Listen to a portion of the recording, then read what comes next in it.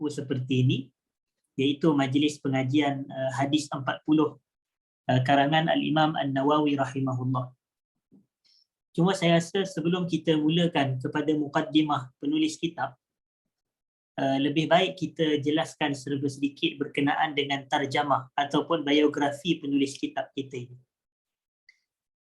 Kalau kita nak mempelajari kitab Hadis 40, maka adalah lebih utama untuk kita mengenali penulisnya terlebih dahulu. Penulisnya adalah Al-Imam Abu Zakaria Yahya ibnu Sharaf An-Nawawi rahimahullah. Al-Imam Abu Zakaria Yahya ibnu Sharaf An-Nawawi rahimahullah ta'ala. Cuma sebahagian mungkin menambah lagi Al-Imamul Hafiz Muhyiddin Abu Zakaria Yahya ibnu Sharaf An-Nawawi rahimahullah.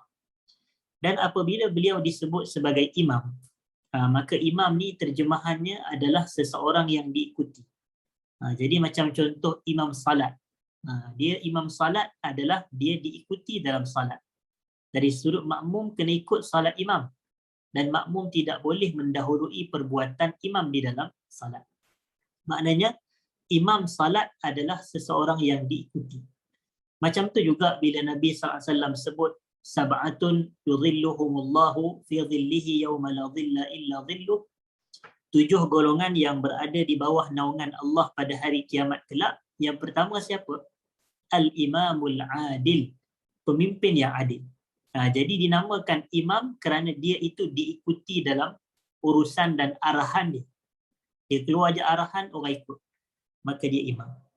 Cuma apabila kita sebut berkenaan dengan Al-Imam An-Nawawi, maka jangan kita tanya pula Imam Nawawi ni dia imam masjid mana. Jangan kita kata begitu, kerana dia bukan imam masjid. Dia adalah imam dalam erti kata allazi yuqtada bihi, seseorang yang diikuti. Diikuti dalam apa? Dalam keilmuan dia, dalam fiqh dia, dalam mazhabnya, dalam ijtihad dia. Maka itulah menjadikan dia sebagai imam, seorang yang diikuti. Kemudian sebutan Muhyiddin. Muhyiddin ni maknanya adalah seseorang yang menghidupkan agama.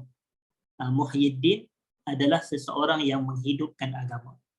Dan ada sampai kepada kita riwayat yang mana Imam An-Nawawi ni dia tak suka digelar dengan gelaran Muhyiddin, kerana seolah-olah agama itu telah mati pula untuk dihidupkan. Sedangkan bila agama mati, agama tidak pernah mati. Jadi oleh kerana itu, sebab itulah isyarat daripada beliau tidak menyukai atau tidak bersetuju dengan gelaran Muhyiddin.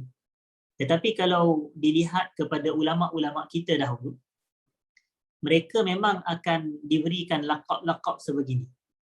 Dan gelaran-gelaran sebegini dia akan dikaitkan dengan agama.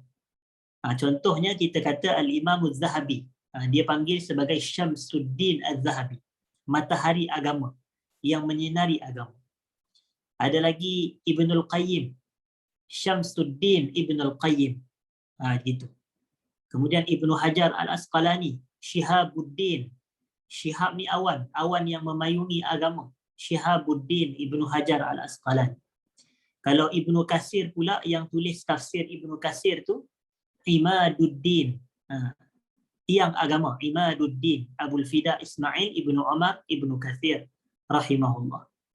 Dan Ibnu Taimiyah sebagai contoh, Taqiyuddin Abul Abbas Ahmad Ibnu Abdul Halim Ibnu Abdus Salam Ibnu Taimiyah rahimahullah. Jadi Taqiyuddin iaitu orang yang memelihara agama. Jadi oleh kerana itu kita katakan ini lebih kepada gelaran-gelaran daripada orang lain yang orang berikan kepada dia. Dan Imam Nawawi ni antara lakabnya adalah Muhyiddin, iaitu individu yang menghidupkan agama, Kemudian dia ada kunyah. Apa dia kunyah? Kunyah ni adalah boleh kita katakan sebagai gelaran yang diberi oleh diri dia sendiri.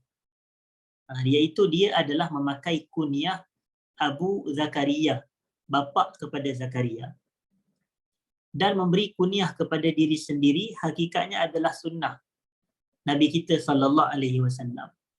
Sebab Nabi kita pun sebut takannu tasammu bi ismi wa la takannu bi kunyati. Kamu letaklah nama kamu dengan nama aku dan janganlah kamu berkunyah menggunakan kunyah aku. Gitu. Jadi kunyah ni kalau ikut isyaratnya adalah Nabi memakai kunyah. Dan kunyah Nabi adalah Abu Al-Qasim sallallahu alaihi wasallam kerana baginda ada anak lelaki yang namanya Al-Qasim. Dan kita tahu yang Nabi kita ini ada 7 orang anak. 3 lelaki dan 4 perempuan. Salah satu daripada lelaki itu selain daripada Ibrahim, selain daripada Abdullah adalah Al-Qasim ibnu Muhammad sallallahu alaihi wasallam.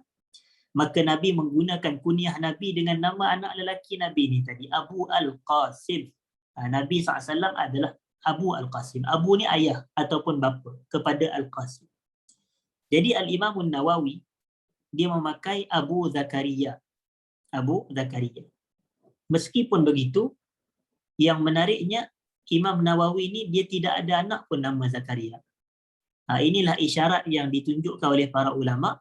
Meskipun kita masih belum ada anak, pun boleh untuk kita ini meletakkan kunyah pada diri kita.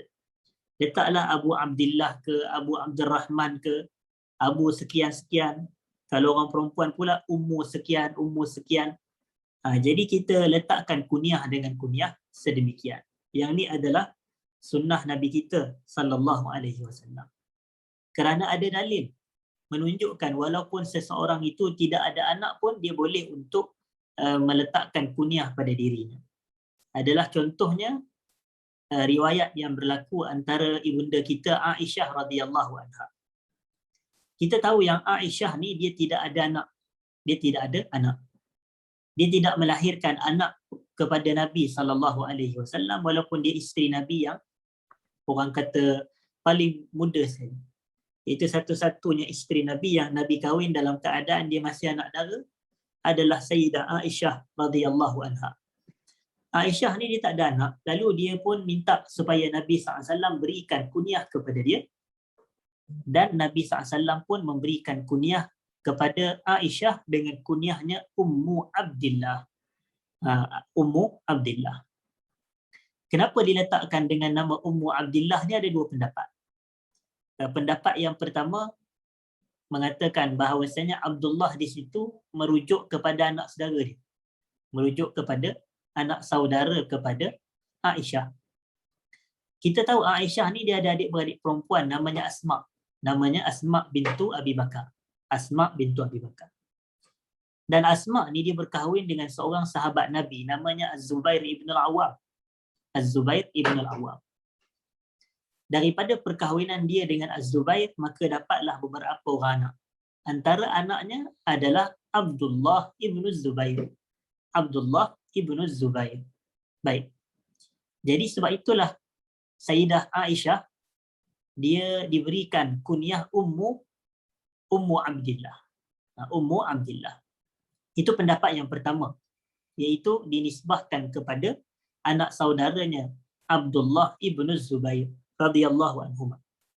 Pendapat yang kedua pula ada yang berpandangan bahawasanya Aisyah ni dia pregnant, dia mengandung, dia hamil anak Nabi sallallahu alaihi wasallam.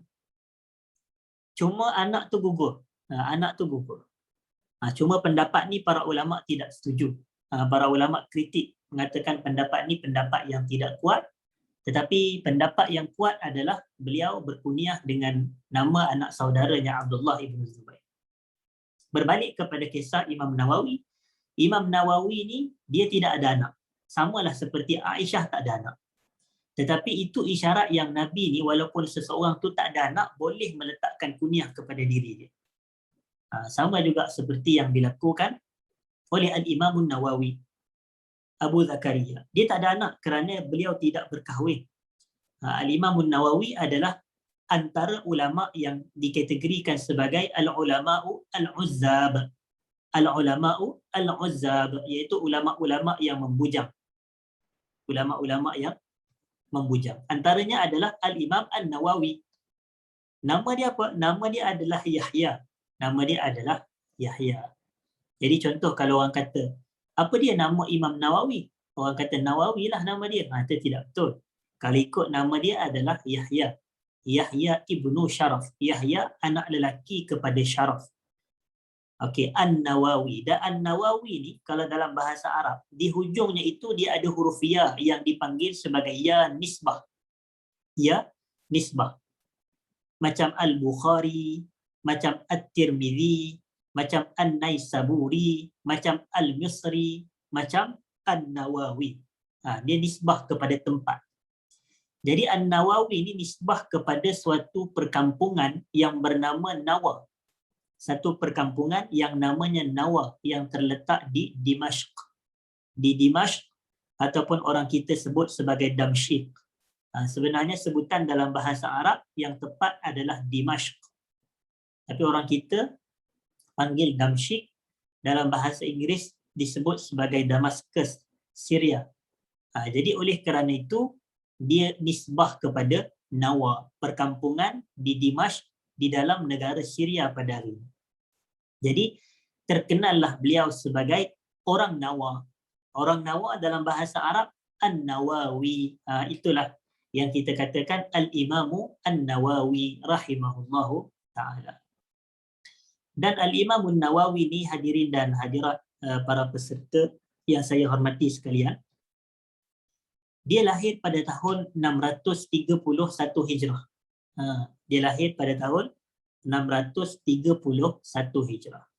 Iaitu pada awal kurun yang ke-7 Hijrah. 631. Dan beliau meninggal dunia ketika usia beliau pada tahun 676. Jadi cuba kita congak secara singkat. 676 tolak 631 bersamaan dengan 45 tahun. Bersamaan dengan 45 tahun. Maknanya kalau ikut 45 tahun, Imam Nawawi ni usia beliau meninggal dunia itu adalah dalam usia yang sangat muda. 40-an dia telah meninggal dunia. Tetapi para ulama dia buat satu syair, dia kata apa? Para ulama itu mereka mati tetapi ilmu mereka hidup sehinggalah kepada hari ini. Bayangkan kalau Imam Nawawi ni dia wafat pada tahun 676 Hijrah. Sekarang ni kita berada pada tahun 1443 Hijrah. 1443 Hijrah. Jadi 1443 tolak dalam 676 ni adalah lebih kurang 800 tahun. Cuba bayangkan selepas 800 tahun nama dia ni masih mekar. Nama dia masih harum semerbak. Kitab-kitab dia masih dipelajari, diajarkan, disyarah, dihurai, dikupas. Dan bukan semata di sekolah-sekolah biasa, tidak. Tapi kitab-kitab Imam Nawawi ni, boleh kata di setiap masjid ada majlis pengajian kitab Imam Nawawi. Diajarkan di Masjidil Haram di Mekah. Diajarkan di Masjid Nabawi di Madinah Al-Munawwarah. Diajarkan di Palestin. Diajarkan di Mesir. Diajarkan di Jordan sebagai contoh. Diajarkan di Syria. Bahkan di negara kita pun, cuba kita pergi kepada banyak masjid. Pergi ke masjid, cuba tengok jadual pengajian bulanan yang masjid sediakan. Mesti ada tak sama ada Riyadus Salihin ataupun kitab hadis 40 yang kita jadikan sebagai silibus pengajian kita secara mingguan. Maknanya boleh kata tidak ada masjid yang kita pergi, melainkan di dalam masjid tu mesti ada diajarkan kitab Imam Nawawi. Menunjukkan betapa hebatnya Al-Imam Nawawi ni, walaupun dia telah wafat, tetapi dia punya ilmu masih disebar luaskan dan berterusanlah mengalir pahalanya kepada beliau rahimahullahu ta'ala. Berterusan mengalir pahala. Bila kita buat majlis ilmu macam ni, hadis 40 apa semua ni, mengalir pahala kepada Al-Imam Nawawi kerana beliaulah yang tulis kitab ni. Jadi bila kita baca, kita dapat manfaat, kita hurai, kita syarah, kita amalkan intipati kandungan yang terdapat di dalam kitab ini, maka berterusanlah mengalir pahalanya kepada beliau rahimahullah. Jadi sebab itu kisah Imam Nawawi ni dia berikan mengajar kita satu perkara. Dia mengajar kita bahawasanya umur kita ni tidaklah yang penting panjang sangat. Tetapi yang paling penting dalam umur kita adalah umur yang bermanfaat. Yang paling penting dalam umur kita adalah umur yang dipenuhi dengan manfaat. Sebab itu pertama sekali kalau kita nak minta berkait dengan umur ni, pertama kita minta supaya umur kita ni berkat. Umur yang berkat adalah umur yang diisi dengan kebaikan yang banyak. Walaupun umur tu singkat dari sudut angka. Macam contohnya Imam An-Nawawi. Umur dia 45 tahun sahaja tetapi berkat. Jadi kalau kita nak doa pada Allah Ta'ala, kita kata, Ya Allah, berikanlah aku ni keberkatan umur. Ataupun, Ya Allah, kau kurniakanlah kepada aku umur yang berkat. Umur yang berkat, umur yang dipenuhi dengan kebaikan yang banyak, meskipun dari sudut angkanya singkat. Yang kedua, kita minta panjang umur, tetapi dikaitkan panjang umur ala amalin salih. Panjang umur dengan amal salih. Kadang-kadang ramai orang kalau dia doa, saya doakan semoga awak panjang umur. Yang tu sepatutnya kena tambah lagi. Ataupun, Ya Allah, kau panjangkanlah umur aku. Sepatutnya kena tambah lagi. Apa dia? Kena tambah supaya contohnya, semoga awak ni panjang umur dalam ketaatan dan amal salih. Di situ doa kita. Ya Allah, kau panjangkanlah umur aku dalam amal salih. Kadang-kadang kita ni nak panjang umur, tapi mungkin kita tak sedar. In future, kalau ada orang tu umur dia panjang, kemudian dia nyanyuk, kemudian dia tak sihat, kemudian dia uzur melampau. Jadi bila dia uzur, dia tak sihat, apa semua ni, kadang kebanyakan ibadah dia terganggu. Kebanyakan ibadah dia terganggu. Sebab tu Nabi SAW doa, dia kata, Allahumma inni a'udzubika min arzalil umur. Ya Allah, aku berlindung kepada kamu daripada umur yang buruk atau umur yang teruk. Arzalil umur ni apabila seseorang dia sampai kepada tahapan umur yang mana umur dia tu dah jadi macam budak-budak balik. Maknanya dia tak mampu berfikir dengan baik. Dia jadi lemah, dia jadi tak kuat, begitu. Jadi sebab itu Nabi SAW minta jauh. Yang keduanya berkait dengan umur adalah minta panjang umur tapi tambah, semoga Allah panjangkan umur kita dengan amal saleh. Ini yang Nabi SAW sebut apabila ditanyakan siapakah manusia yang paling baik, maka Nabi kata SAW, man tala umruhu wa hasuna amaluhu. Seseorang yang panjang umurnya dan amalan dia baik. Kemudian Nabi ditanya lagi, dan siapa pula manusia yang paling teruk? Lalu Nabi kita SAW kata, man tala umruhu wa sa'a amalu. Seseorang yang umur dia panjang tapi amalan dia buruk. Jadi kita nak pilih yang mana? Kita nak umur kita panjang dalam kebaikan ke? Ataupun kita nak umur kita panjang dalam kemaksiatan dan keburukan? Wal'iyadzubillah. Dan yang ketiganya adalah, ini disebut dalam kitab-kitab sebahagian ulama kata, iaitu dia minta kepada Allah, dia kata, Allahumma ahyini in kanatil hayah khairul li, ataupun in kanatil hayah khairal li. Ya Allah, kau hidupkanlah aku sekiranya kehidupan tu baik buat aku. Dan kau matikanlah aku sekiranya kematian itu lebih baik buat diri aku. Yang ni walaupun kita katakan mungkin tidak digalakkan sangat, tetapi kalau ikut kepada pengamalan para ulama dulu, memang ramai yang amalkan. Kerana apa? Mereka kata, Ya Allah, kau matikanlah aku sekiranya mati lebih baik untuk aku, kerana mereka khawatir mereka akan terperangkap dengan fitnah dunia, tipu daya dunia. Jadi mereka takut. Mereka nak menjaga akidah mereka, keimanan mereka, ibadah mereka, amal mereka. Mereka takut kalau mereka hidup lagi lama, maka akan mereka terfitnah dengan dunia.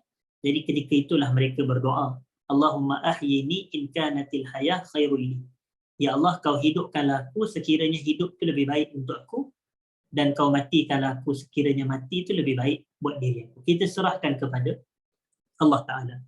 Itu yang berkait dengan umur.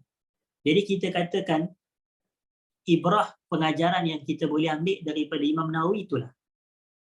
Yang penting pada umur bukannya panjang, tapi yang penting pada umur adalah apa yang kita isi dengan umur kita. Namun begitu, ada juga ulama yang mana umur dia panjang tetapi juga dipenuhkan dengan kebaikan. Dan antara ulama yang diketahui umurnya panjang adalah Al-Imam Al-Qadhi Abu Syuja'. Al-Imam Al-Qadhi Abu Syuja'. Abu Syuja' ni kalau siapa yang mempelajari kitab-kitab fiqh mazhab Syafi'i, dia akan jumpa kitab Matan Abi Syuja'.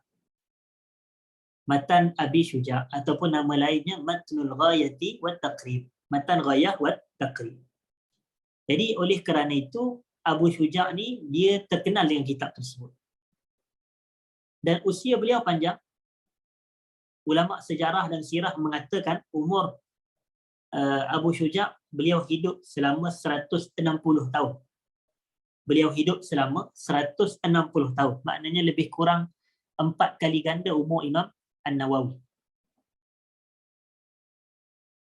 Dia lahir pada tahun 436 Hijrah dan dia wafat pada tahun 500, saya minta maaf. Dia lahir pada tahun 433 Hijrah dan dia wafat pada tahun 593 Hijrah. 593 Hijrah. Jadi 593 tolak 433 bersamaan dengan 160 tahun. 160 tahun. Itulah yang kehayat umur Abu Syuja'. Tetapi ada perbezaan menarik atau ada noktah yang menarik antara Abu Syuja' ni dengan Imam Nawawi.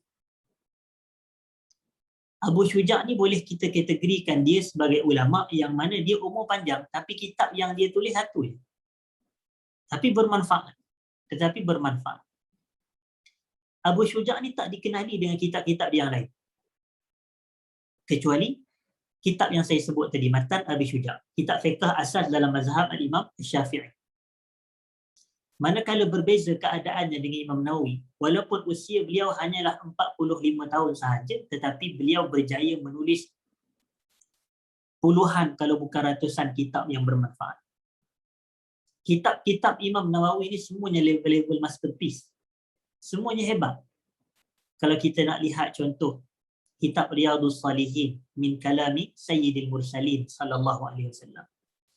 Kitab Riyadhus Salihin ni boleh kata pergilah mana-mana masjid pun biasanya akan ada kitab Riyadhus Salihin. Orang terjemah, orang mengajar, kadang lepas asar, kadang buat lepas maghrib, kadang ada kuliah khas, kadang ada daurah. Riyadhus Salihin, taman orang-orang salih. Selain daripada itu, Imam Nawawi juga ada kitab yang namanya Al-Adhkar. Al-Adhkar min kalami Sayyidil Abrar sallallahu alaihi wasallam. Zikir-zikir daripada ucapan Nabi kita sallallahu alaihi wasallam. Kitab yang amat baik. Mula pada zikir bangun tidur, zikir pakai baju, zikir masuk bilik air, zikir keluar daripada bilik air, zikir keluar rumah, zikir nak masuk masjid, zikir keluar daripada masjid. Jadi kita katakan ini semua tergantung ataupun terkandung di dalam kitab Al-Adhkar oleh Al-Imam An-Nawawi tersebut. Kitab yang sangat hebat.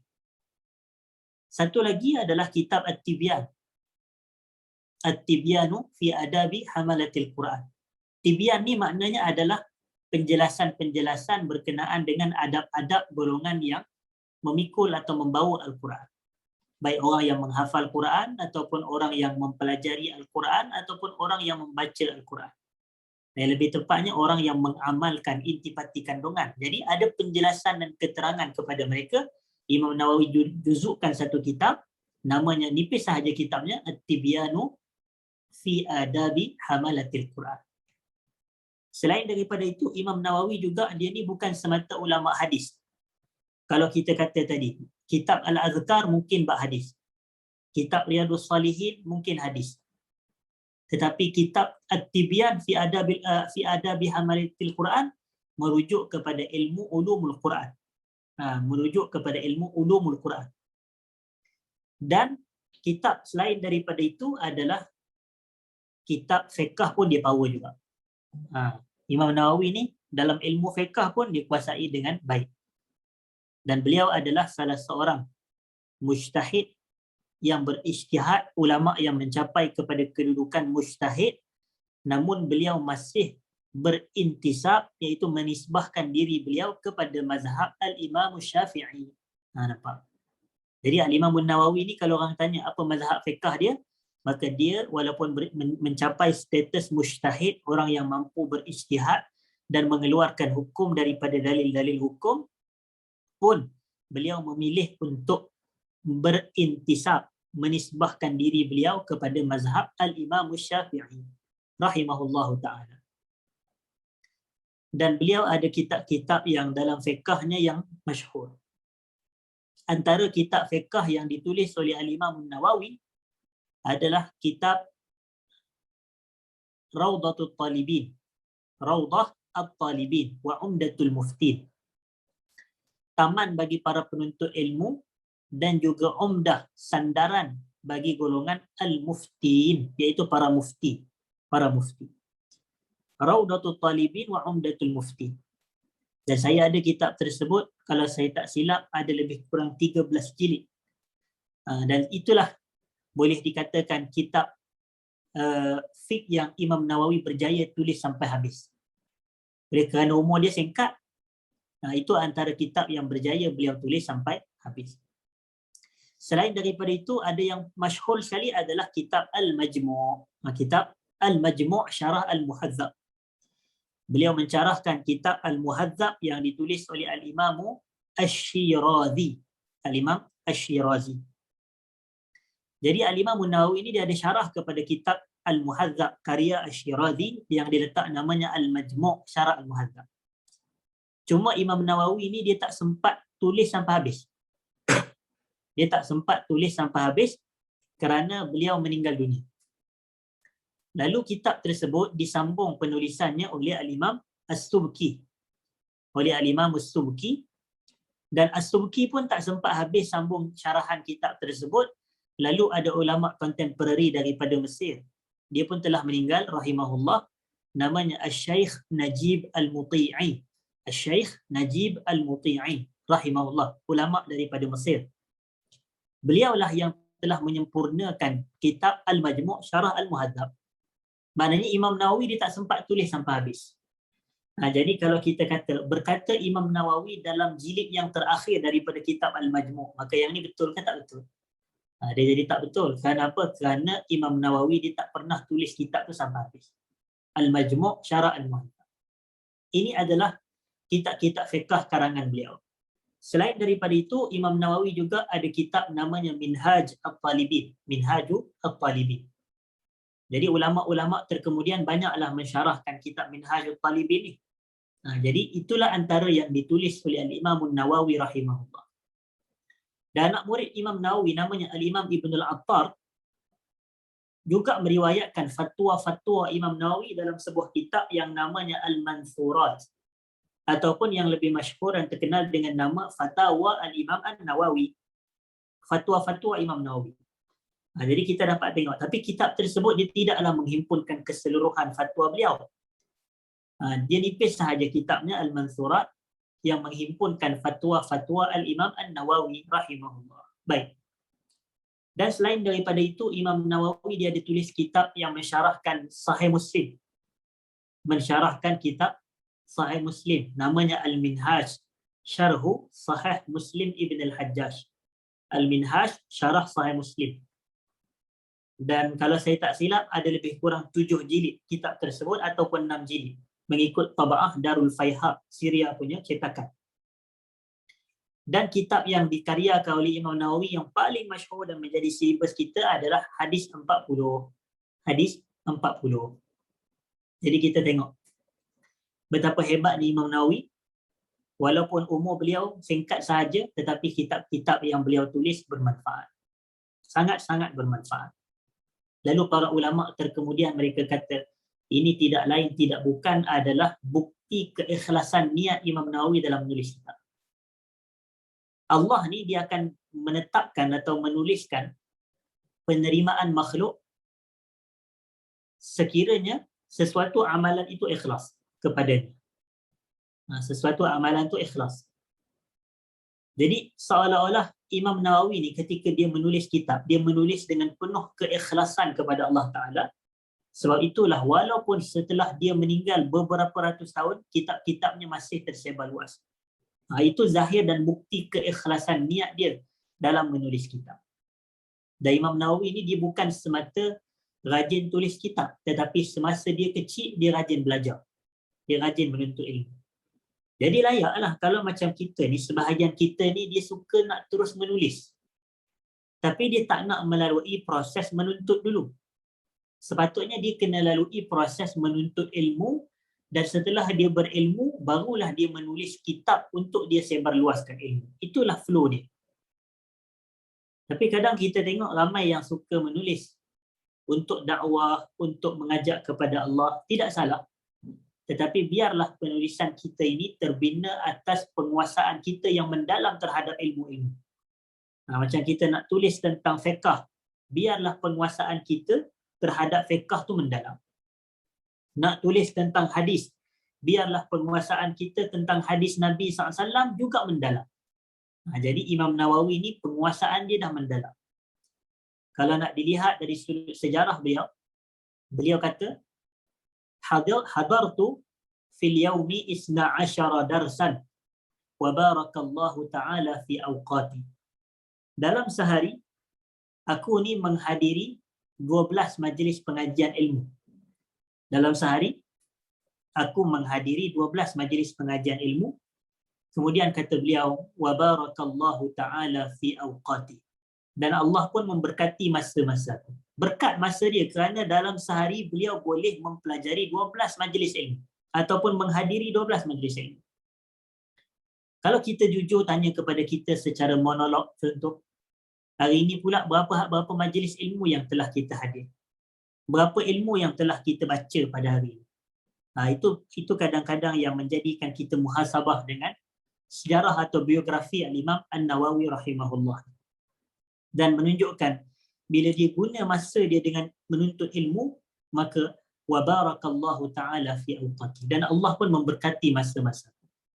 Sebab bila kita kata berkat ni adalah umur yang ataupun masa yang berisi dengan kebaikan yang banyak. Dia ni menuntut ilmu. Dan menuntut ilmu ni boleh dikatakan ibadah yang paling besar sekali. Boleh dikatakan ibadah yang paling utama sekali. Menuntut ilmu. Baik. Jadi itulah serba sedikit tarjamah ataupun biografi Al-Imam An-Nawawi, dan saya terus nak sambung kepada muqaddimah penulis kitab. Tadi saya lihat di nota PDF yang ada pada semua tu, dia ada tulis panjang sedikit. Tetapi saya tidak baca yang gelaran-gelaran Imam Nawawi yang disertakan, yang kata ada warak dan seumpamanya itu, yang tu saya tak baca. Tapi saya nak terus pergi kepada muqaddimah yang disebut oleh Al-Imam An-Nawawi sendiri. Di sini dikatakan, qala al-Imam An-Nawawi rahimahullah, berkata Al-Imam An-Nawawi rahimahullah, Bismillahirrahmanirrahim, dengan nama Allah yang Maha Pemurah lagi Maha Penyayang. Sebenarnya kalau kita nak jelas Bismillahirrahmanirrahim ni, dia ada dia punya takdir ni. Maknanya kita kena kaitkan dengan dalam hati kita ni perlu disertakan dengan nama Allah yang Maha Pemurah lagi Maha Penyayang. Dalam hati kita, saya membaca kitab ni. Bismillahirrahmanirrahim dalam hati kita, dengan nama Allah kita baca buku. Kita nak makan, Bismillahirrahmanirrahim, dalam hati kita dengan nama Allah. Lidah sebut Bismillahirrahmanirrahim, tapi dalam hati kita, kita hadirkan dengan nama Allah yang Maha Pemurah lagi Maha Penyayang, aku makan makanan, aku jamah makanan. Nak minum, Bismillahirrahmanirrahim di lidah, dalam hati kita, dengan nama Allah yang Maha Pemurah lagi Maha Penyayang, aku minum air, contoh. Jadi kalau kita hadir pada malam ni, Bismillahirrahmanirrahim, dengan nama Allah yang Maha Pemurah lagi Maha Penyayang, kita mempelajari kitab ni secara bersama. Tapi Imam Nawawi pula yang beliau takdirkan adalah Bismillahirrahmanirrahim, dengan nama Allah yang Maha Pemurah lagi Maha Penyayang, aku menulis kitab ni. Di situ. Dan para ulama kita ni apabila mereka memulakan penulisan kitab mereka dengan bismillah, ada 3 faktor, ada 3 sebab. Sebab yang pertama adalah kerana mereka nak ikut petunjuk Al-Quran. Kalau kita baca Quran, kita rujuk kepada mushaf Al-Quran, kita akan dapati yang setiap surah daripada Al-Quran ni akan dimulakan dengan lafaz Bismillahirrahmanirrahim. Al-Quran ada 114 surah. Setiap surah tu dimulakan dengan lafaz Bismillahirrahmanirrahim, kecuali satu surah sahaja, iaitu surah At-Taubah ataupun disebut sebagai surah Bara'ah. Bara'atu minallahi wa rasulih. Itu adalah surah yang satu-satunya tidak dimulakan dengan lafaz basmalah. Tetapi 113 surah yang lain dimulakan dengan lafaz Bismillahirrahmanirrahim. Maka para ulama nak ikut petunjuk Quran, mereka pun mulakan penulisan kitab mereka dengan lafaz Bismillahirrahmanirrahim. Itulah sebabnya. Yang kedua adalah untuk mengikut petunjuk Nabi SAW. Nabi kita pun dalam awal-awal dakwah baginda banyak menghantar surat kepada pembesar-pembesar masyarakat pada waktu itu. Nabi hantar surat kepada Najasyi Maharaja Habsyah. Nabi hantar surat kepada Herakl Maharaja Rom. Nabi hantar surat kepada Muqawqis Maharaja Mesir. Nabi hantar surat kepada Kisra Maharaja Parsi. Jadi oleh kerana itu, setiap surat Nabi ada padanya permulaan tu diletakkan Bismillahirrahmanirrahim. Antara contohnya surat Nabi SAW yang diriwayatkan oleh Al-Imam Al-Bukhari, yang mana dihantar atau diutuskan kepada Herakl Maharaja Rom. Dan pada surat tersebut, min Muhammadin Abdillah, Bismillahirrahmanirrahim, nampak? Dimulakan dengan nama Allah yang Maha Pemurah lagi Maha Penyayang. Bismillahirrahmanirrahim. Min Muhammadin Abdillahi wa Rasulihi ila Herakl Azimir Rum. Daripada Muhammad hamba Allah dan Rasulnya kepada Herakl Maharaja Rum. Kemudian dikatakan di situ, fa inni ad'uka bi di'ayatil Islam. Sesungguhnya aku mengajak kamu dengan dakwah Islam, dengan seruan dan ajakan Islam. Aslim taslam. Islamlah kamu, nescaya kamu selamat. Yu'tikallahu ajraka marratain. Nescaya Allah akan berikan pahala kepada kamu sebanyak 2 kali. Iaitu pahala dia memeluk Islam. Dan dahulu kalau raja peluk Islam, biasanya rakyat pun akan ikut. Jadi dia dapat 2 pahala lah. Pahala rakyat dia pun mengikut dia memeluk Islam. Kemudian hadirin dan hadirat para peserta yang dirahmati Allah sekalian, sebab yang ketiga adalah kerana terdapatnya hadis. Walaupun hadis ni hadis yang dhaif, tetapi digunakan oleh para ulama. Mereka kata Nabi SAW sebut,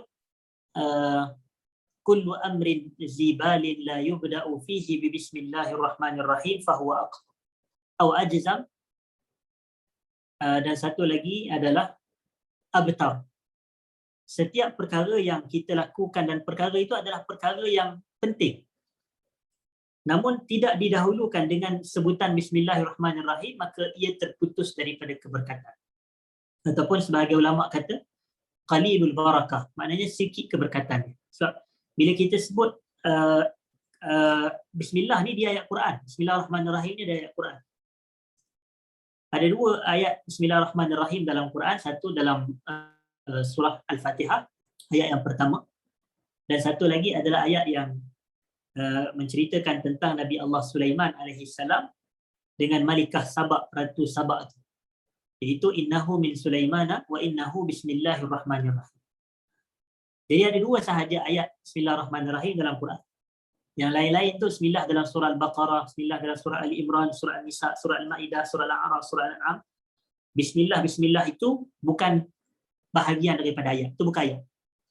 Ia tidak termasuk dalam ayat. Baik, jadi itulah 3 sebab kenapa para ulama memulakan penulisan kitab mereka dengan lafaz Bismillahirrahmanirrahim. Baik.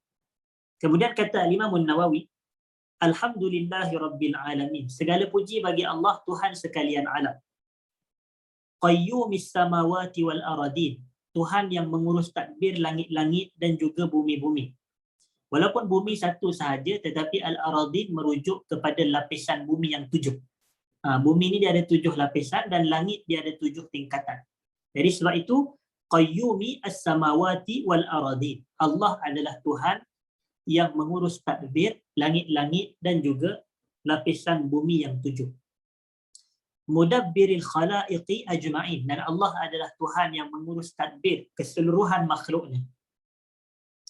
Ba'ithir rusuli salawatuhu wa salamuhu alaih ilal mukallafina li hidayatihim. Allah adalah Tuhan yang mengutuskan para rasul, selawat dan salam Allah kepada mereka, kepada golongan mukallaf, untuk para rasul itu memberi hidayah kepada mereka. Memberi hidayah kepada mereka. Walaupun hakikatnya yang memberi hidayah ni adalah Allah, kerana Allah tu bersifat Al-Hadi. Cuma kita katakan hidayah Allah adalah hidayatut taufiq. Hidayah taufiq. Sebab itu Nabi SAW kata dalam khutbah Nabi kata, "May yahdihillahu fala mudhillalah, Siapa yang Allah beri hidayah kepadanya, maka tidak ada kesesatanlah buat dirinya. Jadi di situ isyarat bahawasanya hidayah di situ adalah hidayatut taufiq, hidayah taufiq. Manakala satu lagi hidayah adalah hidayatul irsyad, hidayah irsyad. Hidayah irsyad ni ada pada para rasul, ada pada para pendakwah, ada pada para ulama, gitu. Iaitu hidayah untuk memberikan bimbingan, galakan, ajak, dakwah, itu adalah hidayah irsyad. Walaupun Al-Quran dia kata apa? Kan ketika bapa saudara Nabi Abu Talib meninggal dunia dan Nabi bersedih.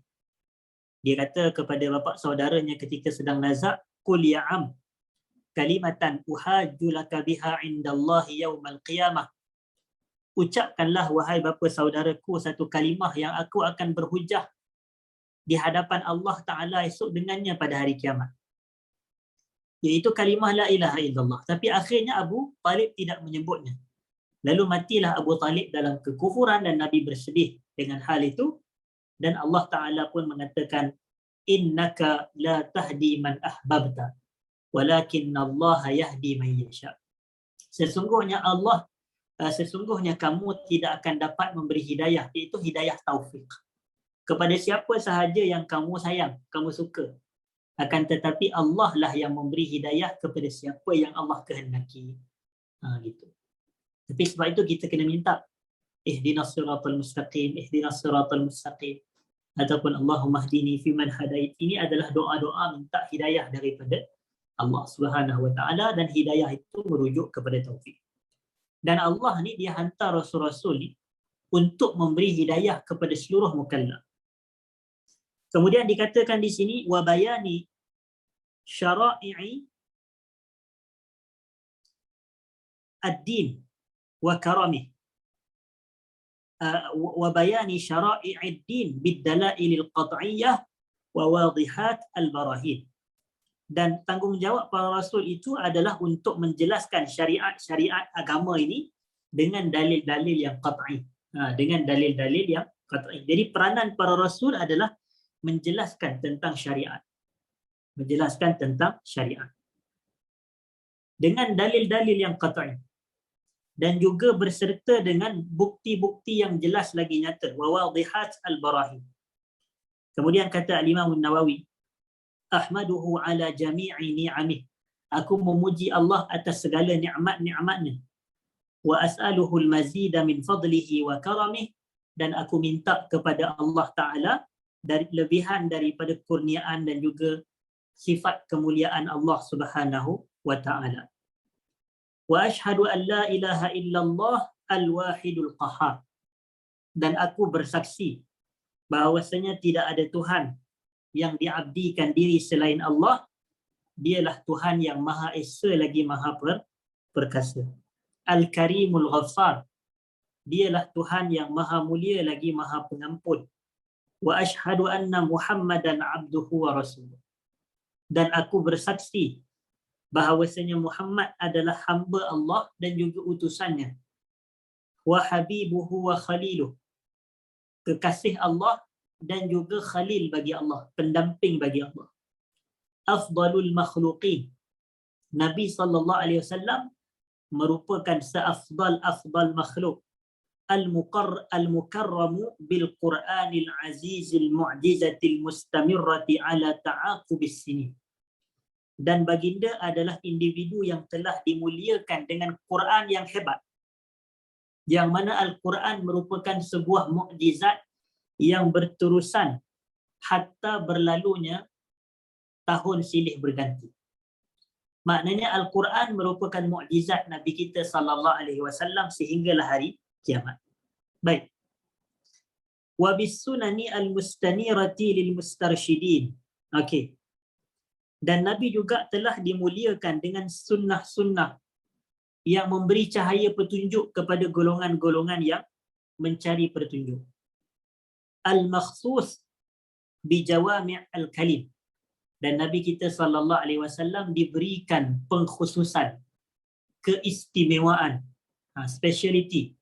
Nabi kita sallallahu alaihi wasallam, antara keistimewaan Nabi, adalah Nabi diberikan jawami' al-kalim. Jawami' al-kalim, iaitu ucapan-ucapan yang ringkas. Jawami' al-kalim. Ucapan-ucapan yang ringkas ini maknanya lafaz tu pendek sahaja tetapi maksudnya boleh disyarah atau difahami dengan begitu panjang lebar. Hadis Nabi pendek je, tetapi faedah yang boleh dikeluarkan daripada hadis tu begitu banyak. Walaupun lafaz tu cakap pendek tapi faedah tu banyak.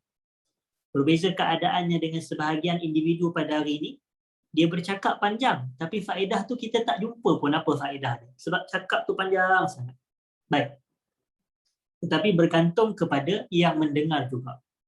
Kalau dia mendengar, dia patut mengambil apa sahaja maklumat. Ada sebahagian kita dia belajar dengan niat dia memulakan pengajian, dia belajar nak cepat khatam. Kalau boleh malam ni juga dia nak khatam hadis 40. Macam tu. Tapi sebenarnya itu niat yang salah. Kita belajar bukan nak cepat khatam. Kita belajar ni sambil belajar sambil faham.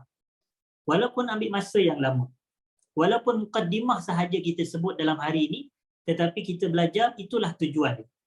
Bukanlah nak terus hari ini hadis yang pertama, hadis yang kedua, ketiga dan keempat, tetapi kita pergi satu persatu. Dalam proses pembelajaran tu kita nak memahami apa yang disampaikan. Dan sifat Nabi adalah jawami' al-kalim. Nabi diutuskan dengan kata-kata yang pendek tetapi padat dan bermanfaat. Wasamahatid din. Nabi juga diutuskan dengan sifat samahah. Samahah ni toleran, tolak ansur terhadap agama. Salawatullahi wa salamuhu alaihi wa ala sairin nabiyyin wal mursalin wa ali kullin wa sairis salihin, amma ba'd. Selawat dan salam Allah ke atasnya dan juga ke atas keseluruhan para nabi dan para rasul, serta selawat dan salam Allah ke atas ahli keluarga Nabi keseluruhannya, serta selawat dan salam Allah kepada seluruh orang-orang yang saleh. Kemudian kata Al-Imam An-Nawawi, faqad rawayna an Ali bin Abi Talib wa Abdullah bin Mas'ud wa Mu'az bin Jabal wa Abi Darda wa Ibn Umar wa Ibn Abbas wa Anas bin Malik wa Abi Hurairah wa Abi Sa'id Al-Khudri radhiyallahu ta'ala anhum min turukin kathirat biriwayatin mutanawwi'at. Kami telah meriwayatkan daripada beberapa orang sahabat Nabi, antaranya Ali, antaranya Ibnu Mas'ud, antaranya Mu'az bin Jabal, antaranya Abu Darda, antaranya Abu Hurairah dan seumpamanya, bahawasanya Nabi sallallahu alaihi wasallam bersabda, man hafiza ala ummati 40 hadithan min amri diniha ba'athahu Allahu yawmal qiyamati fi dhumratil fuqaha'i wal ulama. Sesiapa yang menjaga dan memelihara ke atas umatku ini sebanyak 40 hadis berkenaan dengan agama mereka, nescaya Allah akan membangkitkan dirinya pada hari kiamat kelak bersama dengan golongan para fuqaha dan ulama. Zumrah adalah jamaah. Fi zumratil fuqaha, iaitu fi jama'atil fuqaha wal ulama. Maknanya kalau ada seseorang itu, dia ambil satu inisiatif, dia menghimpun, dia mengumpulkan, dia menjaga dan dia memelihara sebanyak 40 hadis berkenaan dengan urusan dunia, saya minta maaf, berkenaan dengan urusan agama, nescaya Allah akan bangkitkan dirinya pada hari kiamat kelak bersama dengan para fuqaha dan para ulama. Wa fi riwayatin, dan pada riwayat yang lain adalah kata Nabi sallallahu alaihi wasallam, ba'asahu Allahu faqihan aliman, nescaya Allah bangkitkan dia dalam keadaan orang yang faqih dan orang yang alim. Wa fi riwayati Abi Darda, dalam riwayat lain daripada Abu Darda, Nabi SAW mengatakan, wa kuntu lahu yaumal qiyamati syafi'an wa syahidan, nescayalah aku akan menjadi pemberi syafaat dan saksinya pada hari kiamat kelak. Wa fi riwayat Ibnu Mas'ud, dalam riwayat Ibnu Mas'ud pula, qila lahu, dikatakan kepada orang yang melakukan menjaga memelihara 40 hadis berkenaan agama tu, akan dikatakan kepadanya, udkhul min ayyi abwabil jannati syi'ta, masuklah kamu dalam pintu syurga mana pun yang kamu nak. Ataupun yang lebih tepat, masuklah kamu ke dalam syurga menerusi pintu-pintu yang mana yang kamu nak. Itu. Wa fi riwayat Ibnu Umar, dalam riwayat Ibnu Umar pula Nabi SAW kata kutiba fi zumratil ulama wa husyira fi zumratil syuhada. Dia akan ditulis bersama dengan golongan para ulama dan dia akan dibangkitkan bersama dengan golongan syahid. Baik. Lalu kata Imam Nawawi, Imam Nawawi dia bagi tahu, dia kata wattafaqal huffazu ala annahu hadithun dhaif wa in kasurat turuquhu. Dan para ulama telah sepakat bahawasanya hadis ini adalah hadis dhaif. Sekalipun jalan dia banyak. Maknanya jalur hadis ni banyak. Ada riwayat Ibnu Umar, ada riwayat daripada Ali, ada riwayat daripada Muaz, ada riwayat daripada Ibn Mas'ud, daripada Abu Hurairah. Kan jalan dia banyak, tapi semuanya dhaif. Wa qad sannafa al-ulama radhiyallahu ta'ala anhum fi hadzal bab ma la yuhsa min al-musannafat. Dan para ulama telah menulis dalam bab ini dengan jumlah yang tidak terhitung daripada karya-karya penulisan yang menghimpun padanya 40 buah hadis berkait dengan agama. Kata al-Imam an-Nawawi, fa awwalu man alimtuhu sannafa fihi Abdullah ibn al-Mubarak. Individu pertama yang aku ketahui pernah menulis tentang hadis 40 ni adalah Abdullah ibn al-Mubarak. Ibnu Mubarak ni maknanya awal, dia wafat pada tahun 181 Hijrah. Jadi pada kurun yang kedua Hijrah. Summa Muhammad bin Aslam at-Tusiyul Alimur Rabbani. Ini antara ulama yang menulis hadis 40 juga. Muhammad ibn Aslam. Summa Al-Hasan ibn Sufyan An-Nasawi. Wa Abu Bakr Al-Ajurri. Ini antara ulama yang tulis hadis-hadis 40.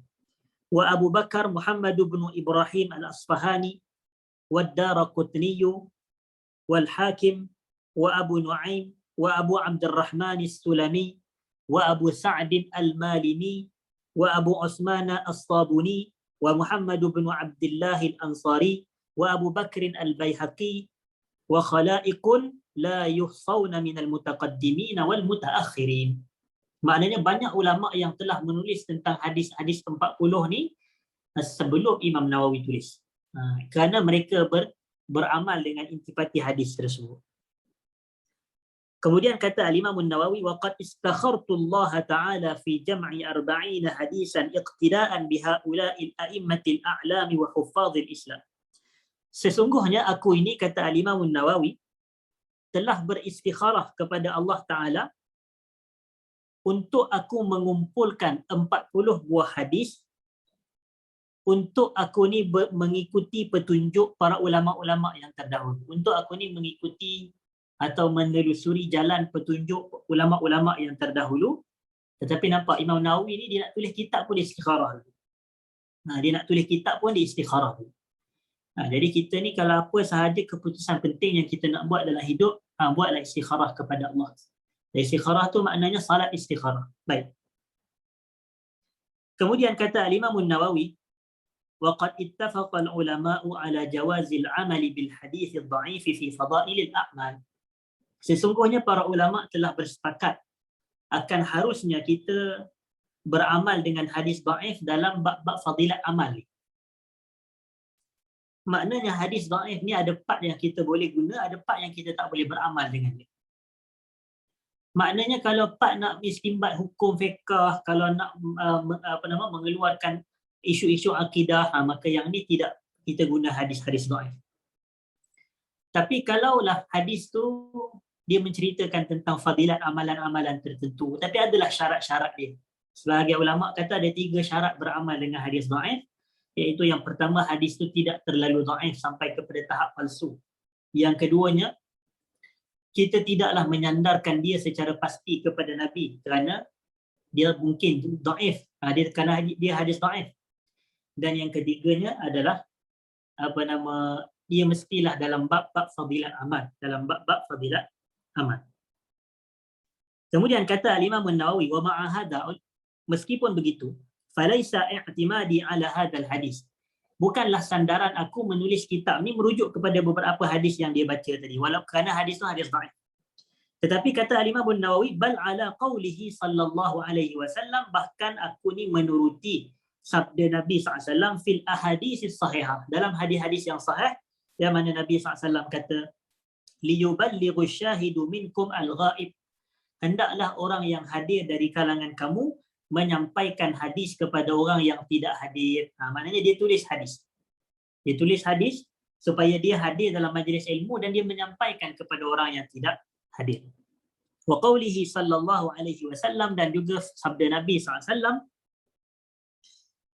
naddarallahu mra'an sami'a maqalati fawa'aha fa'addaha kama sami'aha. Semoga Allah memberikan cahaya yang terang benderang kepada seseorang yang mendengar ucapan aku, mendengar hadis-hadis aku. Fawa'aha, dia dengar dengan teliti. Fa'addaha, lalu dia menyampaikan hadis yang dia dengar tersebut sama seperti yang dia dengar. Summa minal ulama, kemudian ada dari kalangan ulama, man jama'al arba'ina fi usuluddin, yang mengumpulkan hadis-hadis 40 dalam bab usul din, dalam bab akidah. Wa ba'duhum fil furu', sebahagian ulama pula dalam bab-bab furu' dia kumpulkan 40 hadis. Wa ba'duhum fil jihad, sebahagian ulama pula dia kumpulkan 40 hadis jihad. Wa ba'duhum fil zuhud, sebahagian ulama dia kumpulkan 40 hadis berkenaan zuhud. Wa ba'duhum fil adab, sebahagian kumpul 40 hadis berkenaan adab-adab. Wa ba'duhum fil khutab, sebahagian ulama dia kumpul 40 hadis dalam khutbah-khutbah. Wa kulluha maqasidun salihatun radhiyallahu ta'ala an qasidiha. Semuanya adalah tujuan-tujuan yang baik. Semoga Allah redha kepada mereka-mereka yang bertujuan yang baik tersebut. Kemudian kata Imam Nawawi, wa qad ra'aitu jama'a arba'ina aham min dhalika kullih, dan aku telah berpendapat untuk aku mengumpulkan 40 hadis yang lebih penting daripada semua yang telah dia sebutkan sebentar tadi. Wahia arba'una hadisan mustamilatan ala jami'i dhalik, iaitu 40 hadis yang merangkumi keseluruhan hal tersebut. Ada akidah, ada syariah, ada akhlak, ada zuhud, ada fiqh, macam tu. Nah, itulah tujuan Imam Nawawi, dia nak bagi yang lebih penting lagi, dia kumpulkan yang merangkumi keseluruhan. Wa kullu hadisin minha qa'idatun 'azimah min qawaidid din, dan semua hadis yang aku akan sebutkan ini merupakan satu kaedah yang besar daripada kaedah-kaedah agama. Kaedah ni tiang lah, maknanya satu asas yang besar daripada asas-asas agama. Wa qad wasafahu al-ulama'u bi anna madar al-islam 'alaih, dan para ulama telah mensifatkan bahawasanya hadis-hadis ini adalah hadis-hadis yang mana Islam tu berlega di sekelilingnya sahaja. Maknanya hadis-hadis ni adalah menceritakan tentang Islam. Au huwa nisful Islam, atau hadis-hadis ni adalah separuh Islam. Au sulusuh, atau hadis-hadis ni adalah 1/3 Islam, au nahwu dzalik. Summa altazim fi hadhihi al-arba'ina an takuna sahihah. Kemudian kata Imam Nawawi tadi penting, aku beriltizam atau aku ni melazimi untuk aku menjadikan 40 hadis ni keseluruhannya adalah hadis-hadis sahih. Nampak? Wa mu'azzamuha fi sahih al-Bukhari wa Muslim. Majoriti hadis yang terdapat dalam kitabku ini adalah hadis yang diambil daripada Sahih Bukhari dan Sahih Muslim. Wa azkuruha mahdhufatal asanid, dan aku menyebutkan atau aku mendatangkan hadis-hadis dalam kitab 40 ni, hadis-hadis tanpa sanad. Kalau ada sanad dia jadi panjang. Kerana hadis ni dia terbahagi kepada dua. Yang pertama sanad, yang kedua matan. Sanad ni rangkaian perawi.